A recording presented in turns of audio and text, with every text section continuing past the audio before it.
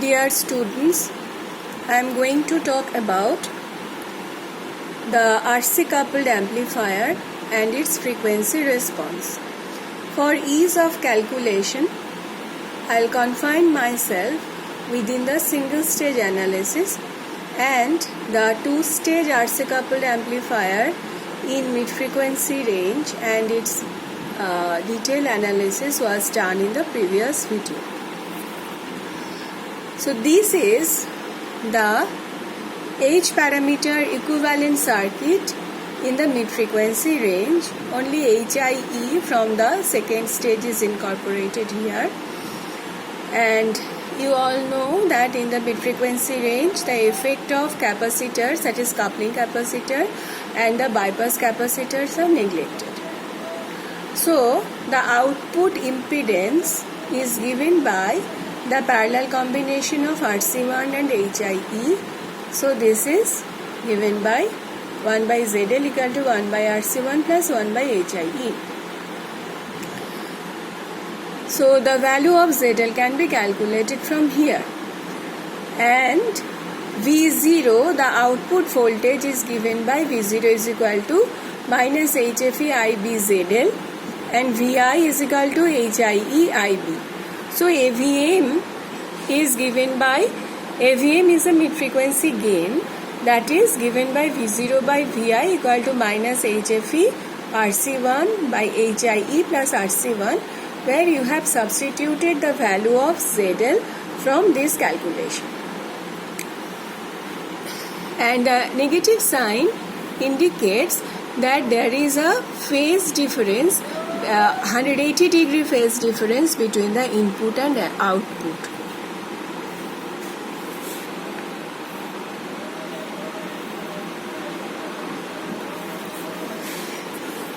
In case of low frequency, this is the equivalent circuit, H parameter equivalent circuit, but the reactance of coupling capacitor can no longer be neglected here. In fact, the capacitor is primarily responsible for the fall of the gain at frequencies below mid-band range.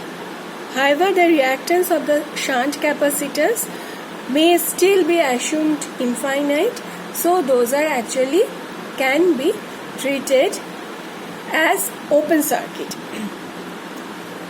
So, the effective load impedance is given by 1 by ZL is equal to 1 by RC1 plus 1 by HIE minus J by omega CC. So CC and HIE, these are in series and both are in parallel with RC1.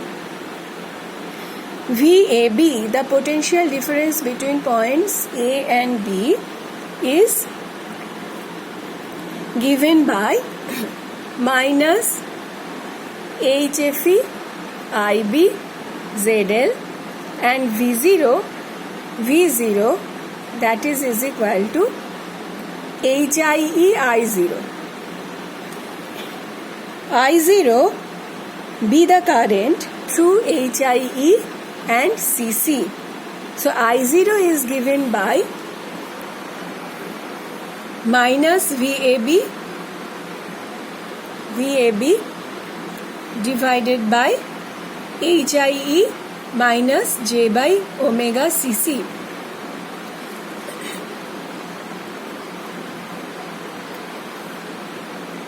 So V0 is equal to minus HIE I0. So the value of I0 can be substituted from here. So V0 comes out as minus HIE HFE IB ZL divided by HIE minus J by omega CC. And VI is equal to HIE IB. So the low frequency gain AVL is given by V0 by VI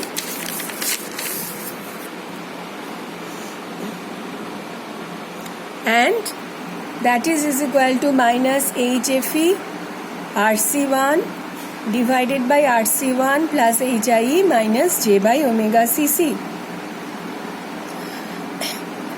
So this is the low frequency gain, and in terms of mid frequency gain AVM, you know that AVM is equal to minus HFE RC1 by HIE RC1. So if you put the value of AVM here, so AVL comes out as AVM into HIE RC1 divided by this, and this comes out as AVL is equal to AVM 1 minus J by twice pi FCC RC1 plus HIE. So this equation gives variation of low frequency gain AVL with frequency relative to the mid band gain. In case of high frequency analysis, we have to consider the inter-electrode capacitances. There exist some capacitances due to the formation of depletion layer at the junctions. These inter-electrode capacitances, that is, capacitances offered by junctions of a transistor, contribute to the high frequency response of the RC coupled amplifier. The capacitance CBE is the internal capacitance of the forward emitter base junction. It offers a low impedance path at high frequency in the input side. The capacitance CBC is the capacitance of the reverse biased collected base junction, and it connects the output with the input and provides a negative feedback. The capacitance CCE is the capacitance between the collector and the emitter and produces a shunting effect at high frequencies in the output side. So at higher frequencies, the capacitors CC and CE, that is coupling capacitor, and the shunt capacitors may be assumed to act as a virtual short circuit for AC components, and their effect can be neglected. So effect of junction capacitance is like this.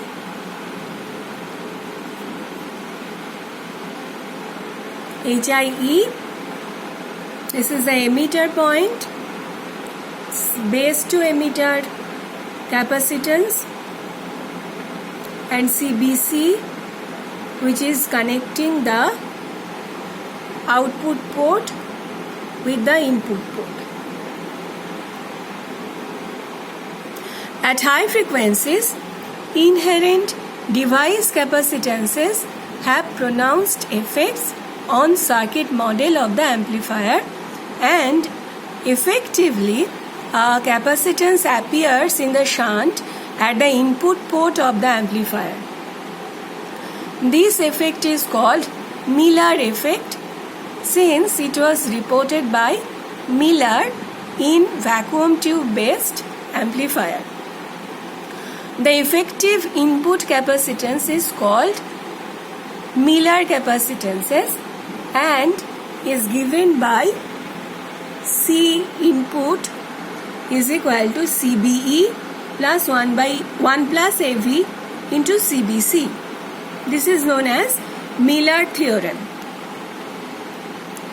At the output of the first stage, the effect of C input from next stage and CCE, that is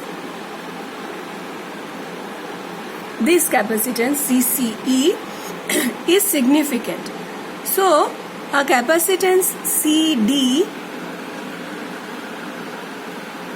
CD is equal to C input plus CCE will appear across HIE of the next stage. The approximate equivalent circuit is as follows. So this is the approximate equivalent circuit of the RC coupled amplifier in high frequency range. So HIE, HFE, IB, RC1, C is HIE from the next stage, and this is CD. CD is equal to this, C input plus CCE.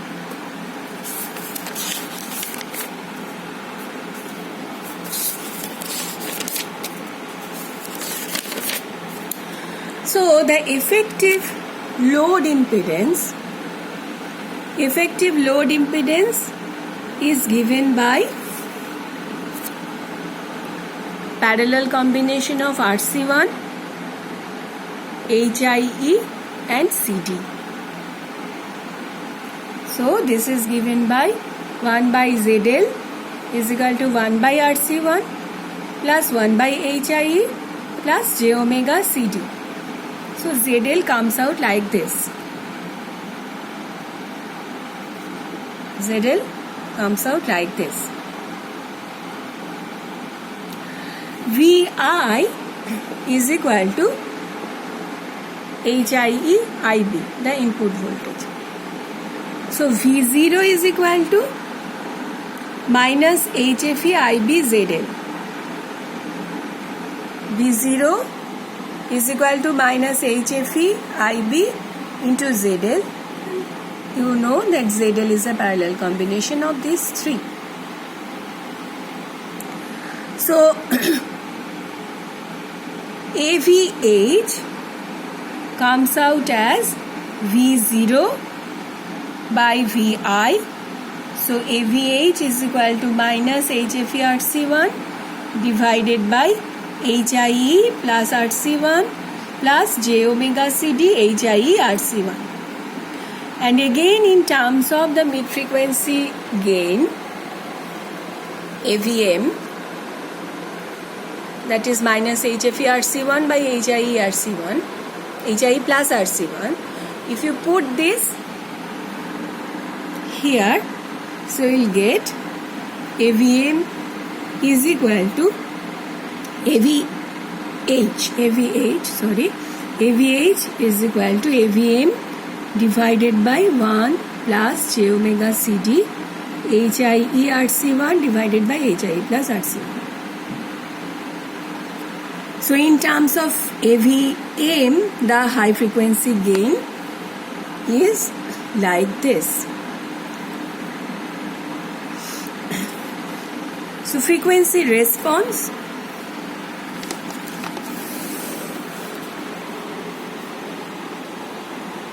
So now I am going to talk about frequency response.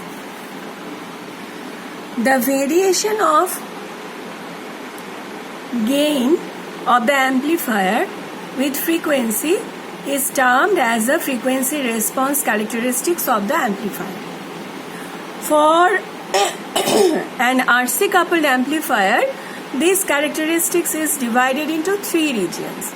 One is mid-frequency region, where the gain of the amplifier remains almost constant over a frequency range, and in the previous video I showed that the mid-frequency gain does not depend on frequency. And a low frequency range, this is a low frequency range below the mid-band gain, where gain decreases with decreasing frequency, and the high frequency range, that is above mid-frequency range, where gain decreases with increasing frequency. So the decrease in gain due to decreasing frequency is due to the coupling capacitor CC. Since the reactance of a capacitor increases with decrease in frequency, the voltage drop across capacitor becomes larger as the frequency decreases. At high frequency response, the high frequency response is governed by the Miller capacitance appearing across the output. In the response characteristics, we can define two frequencies called half power frequencies. They are so called because power gain of the amplifier at these frequencies, that is FL and FH. These are two half power frequencies. So why these are called half power frequencies? Because power gain of the amplifier at these two frequencies is half of its mid frequency power gain. Consequently, the voltage gain at these frequencies is 1 by root 2 times of the mid frequency voltage gain. So at FL, this is AVM by root 2, and also at FH, it is AVM by root 2. If the lower half power frequency be denoted by FL and the upper by FH, then FH minus FL is equal to delta F. This is called the bandwidth of the amplifier. So, from the expression of AVL in terms of AVL in terms of AVM, we can write AVL is equal to AVM by 1 minus J FL by F1, where FL is given by, from this equation, 1 by 2 pi Cc RC1 plus HIE. So AVL is equal to AVM 1 minus J FL by F1. So AVL by AVM, mod of AVL by AVM, that is equal to 1 by root over of 1 plus FL square by F square. So clearly it can be seen from here, at F is equal to FL, AVL is equal to AVM by root 2. FL is equal to F. So FL is called lower half power frequency. And AVH is given by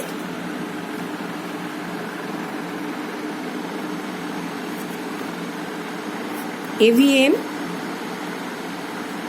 by 1 plus J twice pi F CD, HIE RC1 by HIE plus RC1. So that is given by AVM by 1 plus J F by FH. So what is FH? From this expression, FH is equal to HIE RC1 by twice pi CD, HIE RC1. So here you can also write that mod of AVH by AVM is equal to 1 by root over of 1 plus F by FH square. So when F is equal to FH or FH is equal to F, clearly AVH is equal to AVM by root 2. So, and there are phase factors. I have sent you the notes of this topic, and where you can find out the phase from these two equations, where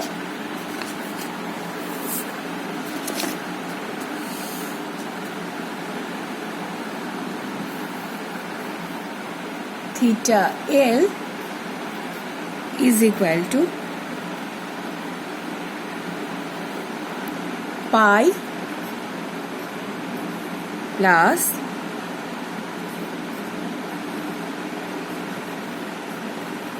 tan inverse FL by F. So you can calculate it from the notes sent you by mail. Thank you.